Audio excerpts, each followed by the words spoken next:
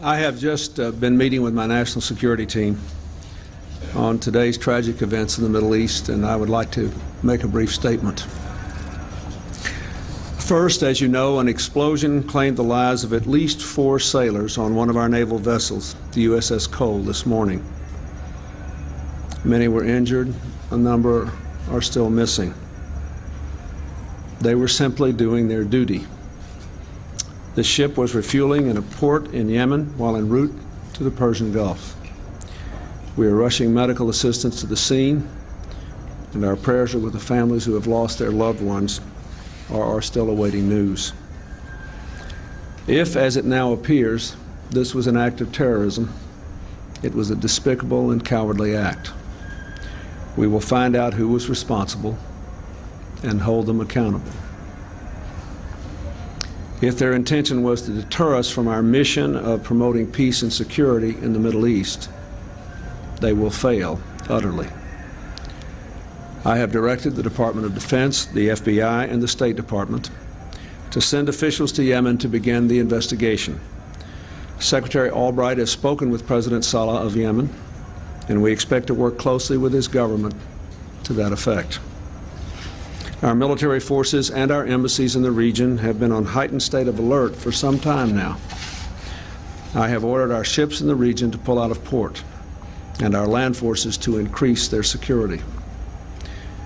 Tensions are extremely high today throughout the entire region, as all of you know. I strongly condemn the murder of Israeli soldiers in Ramallah today. While I understand the anguish Palestinians feel over the losses they have suffered, there can be no possible justification for mob violence. I call on both sides to undertake a ceasefire immediately, and immediately to condemn all acts of violence. Finally, let me say this.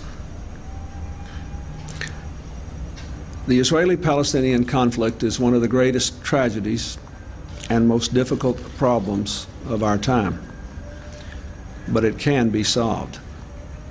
The progress of the last few years, progress that brought Israel to the hope of a final peace with true security, and Palestinians to the hope of a sovereign state recognized by the entire world, was not made through violence.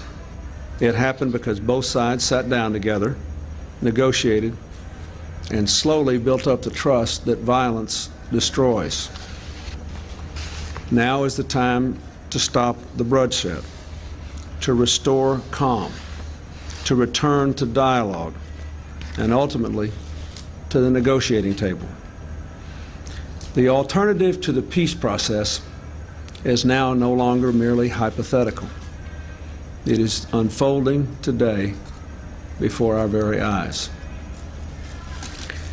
Now, I need to go back to work on this, and so I won't take questions right now, but the Department of Defense will offer a briefing today, and we'll be able to answer the questions that are relevant to today's events. Thank you.